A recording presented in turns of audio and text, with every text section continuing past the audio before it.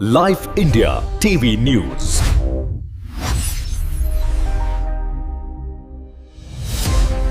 भिवंडी तालुक्यातील टेमघरपाडा येथे श्रीराम नवमीच्या निमित्ताने हरिभक्तपरायण मदन महाराज नाईक यांच्या मार्गदर्शनाखाली अखंड हरिनाम सप्ताह व ज्ञानेश्वरी पारायण सोहळा मोठ्या उत्साहात व भक्तिमय वातावरणात संपन्न झाला.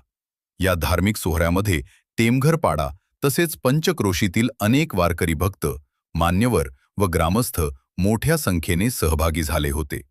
संपूर्ण परिसर राम कृष्ण हरीच्या गजराने भक्तिमय झाला होता. सप्ताहाच्या दरम्यान दररोज भजन, कीर्तन व ज्ञानेश्वरी पारायणाचे आयोजन करण्यात आले होते. सोहळ्याच्या समारोप प्रसंगी सर्व उपस्थित भक्तगणांनी महाप्रसादाचा लाभ घेतला. या कार्यक्रमाच्या यशस्वी आयोजनासाठी ग्रामस्थांनी विशेष परिश्रम घेतले असून संपूर्ण गावामध्ये भक्तिमय व आनंदाचे वातावरण निर्माण झाले होते. बंधू आणि भगिनींनो, गेल्या 8 दिवस पासून, पहिल्या दिवसापासून तर शेवटच्या दिवसापर्यंत आपण उपस्थिती दाखवली आणि या कार्यक्रमाची शोभा वाढवली. त्याबद्दल तुम्हा सर्वांचं हार्दिक अभिनंदन करतो.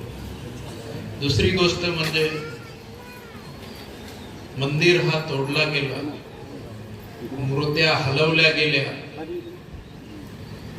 परंतु आतापर्यंत का मंदिराचा काम राहिला, का सुरू करू शकलो नाही, त्याला कारण एकच आहे की गावामध्ये चारे बाजूला रस्त्याची कामं चालू होती. आताही संपदाबाई चौक मध्ये थोडा काम राहिले, 25-30 फूट RCC रोड करायचा आहे. वज्रेश्वरी मंदिराजवळ RCC रोड झालेला आहे, क्रॉस डेनचा काम बाकी आहे, कारण ट्रक येण्यासाठी कुठे रस्ता राहिला नाही. ज्यांनी मंदिराला जागा दिली काशीनाथ चंद्रकांत नाईक आणि तुकाराम बाळू नाईक, त्या काशीनाथ चंद्रकांतच्या माळातून गाड्या न्याव्या लागतात. तर ही परिस्थिती आलेली आहे. खरं म्हणजे मंदिराचा आजच उद्घाटन करायचा होता, परंतु तो उद्घाटन इच्छा असेल सगळ्या कमिटीची तर आता पण नारळ फोडू शकता, परंतु 20 ते 25 दिवस लेट होईल, कारण कामं रस्त्याची चालू आहे, ट्रक येणार नाही. पुन्हा गावातली लोक चर्चा करतील नारळ फोडला मोकळे झाले, ठिकाणा नाही. तर परिस्थिती अशी आहे की आज करा तर मी कमिटीला सांगू इच्छितो नारळ फोडू शकता, किंवा एखादा दिवस चांगला बघून त्या दिवशी जर नारळ फोडा, ती माझी तयारी आहे. परंतु मंदिर बांधून देण्याची सर्वस्व जबाबदारी मदनबुवा कृष्णा नाईक. परंतु गावातल्या लोकांना की ज्या वेळेला भगवान राम प्रभूने सेतू बंधनाचा कार्यक्रम हातामध्ये घेतला, प्रत्येकाने हजारो पर्वत आणून त्या सेतू बंधनामध्ये टाकले आणि सेतू तयार केला, पण एक खारीने छोटासा खडा उचलला आणि त्या सेतू बंधनामध्ये टाकला. तसा तुम्ही 1 रुपया जरी दिला या मंदिरासाठी तरी तुमचं अभिनंदन करू. कोणी नाही दिला म्हणून येऊ नका, नाही दिला त्यांनी डबल हजेरी लावा. तुम्ही मेहनत करू शकता, पैसे नका देऊ, पण शरीराने मदत करू शकता. एक प्रयत्न आहे माझा की एका वर्षाच्या आत मंदिर करण्याचा. अगोदर हा मंदिर आमचा चालला तर दगडाचा बांधकाम करायचा, त्याला बरेच पैसे आम्ही ऍडव्हान्स पण दिले, परंतु 5 ते 6 वर्षाचा कालावधी लागेल हा त्यांनी शब्द दिला. 5-6 वर्षाचा, कारण पूर्वी त्याला पुण्यातून दगड मिळत होतं, तर आता तो बोलला की कर्नाटक मधून आणावा लागेल. तर त्याच्यामुळे ही परिस्थिती लांबणीवर जाईल. मग काही का ना असो, आम्ही कमिटीने निर्णय घेतला. मी कमिटीला सांगितलं माझी तयारी दगडाची आहे, परंतु तुम्ही सुचवा काय करायचं ते. कमिटीने सांगितलं नका RCC करू आणि लवकरात लवकर मंदिर करू. त्या मंदिरासाठी तन मन धनाने सगळे या आणि सगळ्यांचा थोडा थोडा हातभार लागू द्या. हा एक इतिहास आहे, मरे जगेपर्यंत हा इतिहास कायम राहील. दुसरी गोष्ट, फक्त ह्याच गावातून वर्गण्या घेऊ, कारण या गावाचा काही ना काहीतरी श्रमदान लागू दे. आमच्या मनाला बरं वाटेल की आमच्या गावातल्या लोकांनी 1 रुपया दिला. आज 42 वर्ष झाली, मंदिरालाही जवळजवळ 40 वर्ष होऊन गेली. मंदिराचा बांधकाम मोठा असल्यामुळे परिस्थिती गंभीर झाली, या मंदिराचा एक छोटासा आम्ही एक चाचपणी केली.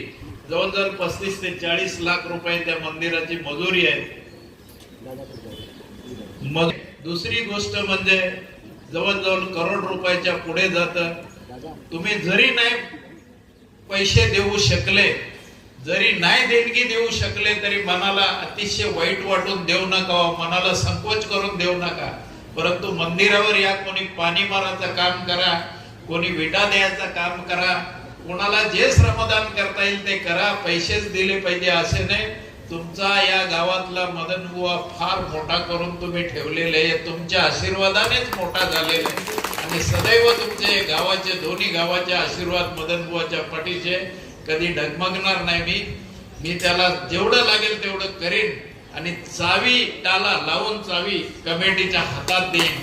दुसरी गोष्ट म्हणजे ज्या वेळेला हा मंदिर होईल, हा गरमीचा काळ आहे. मी कमिटीला आजच सांगतो की या सप्त्याचा कालावधी आपल्याला ज्या दिवशी मंदिराची प्राण प्रतिष्ठा होईल अशी वेळ बघू की त्यावेळेला गरमी नसेल किंवा भरपूर थंडी नसेल असा काळ बघू आणि त्या काळामध्ये सप्ताह घेऊ. कारण सगळ्यांपुढे पंखे पुरत नाही, पंखे 3 आहेत. गरम होत असेल तुम्ही पण शिव्या दिला आम्हाला. फक्त एकामेकाशी प्रेमाने वागायचं, कसं वागायचं ते शिका. देवाच्या नावाने नवऱ्याची सेवा करा आणि तुळशीला पाणी घाला. एवढ्यानेच तुमचा कल्याण आहे. कीर्तनाला जेथे हरी कीर्तन असेल, जिथे भजन प्रवचन असतील, तुटून पडा तिथे. कारण वास्तविक बघायला गेलं या दोन्ही गावाचे भाग्य. या गावाना असा महाराष्ट्रातला कुठला वक्ता नाही तो या दोन्ही गावामध्ये आला नाही. हातपाय माझे जर चांगले असले, चांगलं मंदिर जर झालं, तर मला असं एक माझा विचार आहे की चंद्रशेखर महाराजांना मी फक्त सांगायची खोटी आहे की श्रीमद भागवत त्यांचा ठेवेन आणि प्रत्येकाच्या कानातून ऐकून जावं तो भागवत, ही माझी इच्छा आहे. कारण या वर्षी 2026 मध्ये दत्त जयंतीमध्ये मी त्यांचा भागवती ठेवलेला आहे आणि कीर्तनही ठेवलेलं आहे की अशा महान वक्त्याचं जर आपण श्रवण केलं भागवत, तर आपला उद्धार झाल्याशिवाय राहणार नाही. म्हणून या ठिकाणाला तुम्ही सगळं हे 8 दिवस गेली हजेरी दिली, उपस्थिती दिली, घरची कामं टाकली, त्याबद्दल तुम्हा सर्वांचं हार्दिक अभिनंदन करतो. आणि कार्यकर्त्यांना सांगतो की बैठका उचला, ताबडतोब जेवायला सुरुवात करा, ही कळकळीची विनंती आहे. सत्यसंकल्पाचा दाता नारायण, उपस्थित सर्व भाविकजन, या ठिकाणी सर्वांच्या समोर भागवत सत्संग मंडळ टेमघर पाडा, भागवत सत्संग मंडळ भादवड असेल, या ठिकाणी एक संकल्प केलेला आहे आणि दादांच्या मुखातून तो संकल्प या ठिकाणी जाहीर झालेला आहे. विठ्ठल रखुमाईचं मंदिर, पांडुरंगाचं मंदिर या ठिकाणी एका वर्षात पूर्ण करण्याचा संकल्प दादांनी हा जो घेतलेला आहे. खऱ्या अर्थानं बोलायचं तर मला असं वाटतं गेल्या दीड वर्षापासून हा संकल्प सुरू आहे, परंतु त्याचं मुहूर्त सापडत नाही. दादांनी आज स्वतः त्यांच्या वाणीतून ही घोषणा केलेली आहे सर्वांसमोर आणि मला असं वाटतं हे लवकरात लवकर पूर्ण व्हावं ही हनुमंतराया चरणी प्रार्थना करतो. आणि या ठिकाणी आपल्या भादवडचे नागरिक शिवदास शंभू म्हात्रे यांनी या मंदिरासाठी 5,000 रुपये देणगी दिलेली आहे. भागवत सत्संग मंडळ आपलं ऋणी आहे.